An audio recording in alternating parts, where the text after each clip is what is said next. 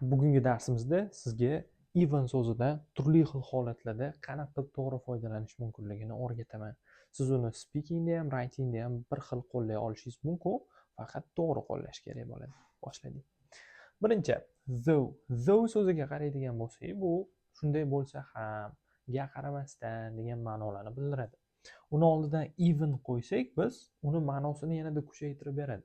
Ya'ni hattoki shunday bo'lsa ham degan ma'noni bildiradi. Even though I was late, ya'ni hattoki men kech qolsam ham, my boss wasn't angry. Ya'ni meni boshlig'imni jahli chiqmadi. Ya'ni siz jahli chiqishini kutdingiz, demak kutganingizdek bo'lmadi. Shunda even bilan yanada ma'nosini kuchaytiraverasiz. Even though, hattoki shunaqa bo'lsa ham. Keyingisi even if. Ifni o'zi agar degan. Even if desak yanada ma'nosini kuchaytirib beradi. Ya'ni hattoki agar, ya'ni shunchaki agar emas, hattoki agar. Aytaylik,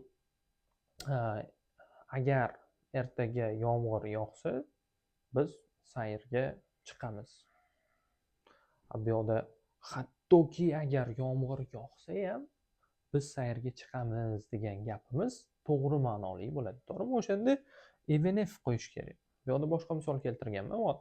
Tasavvur qiling, bitta odam nimadir sotib olmoqchi, juda ham qimmat nimadir va aytadi: even if I win the lottery, ya'ni hattoki men agar lotereya yutsam ham, I won't have enough money to buy.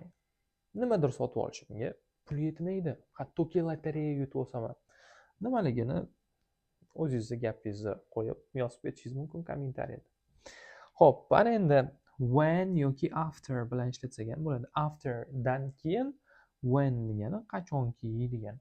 Demak, even qo'shsak bularni oldidan ham, bularni ham ma'nosini kuchaytirib beradi. Gapga qarang. Even when he presented the evidence, no one believed him. Ya'ni hattoki u mana shu dalilni ko'rsatganida ham unga hech kim ishonmadi. After bilan gapiradigan bo'lsak, even after he presented the evidence, no one believed him. Ya'ni hattoki u dalilni ko'rsatganidan so'ng ham unga hech kim ishonmadi. Ya'ni o'zi vaziyat even siz aytadigan bo'lsak, u dalilni ko'rsatganidan keyin hech kim ishonmadi. Bu oddiyroq, to'g'rimi? Unga yanada ma'nosini kuchaytirish uchun hattoki ko'rsatganidan keyin ham ishonishmadi. Evenni qo'shib olish kerak bo'ladi oldidan. Xo'p, ana endi yana bitta ishlatilish holati bor. Sifatlarni oldidan ham even ishlatiladi. Xo'p, tasavvur qiling. Mana bu yerda bo'yi uzun odam, bu ham bo'yi uzun, lekin ja uzun emas. O'rtacha uzun. I am tall debdi. Ya'ni men uzunman deb. Ana endi undan ham uzunroq odam turgan bo'lsa mana bu yerda nima deydi u? I am even taller deydi. Bu degani men hattoki uzunroqman degani emas.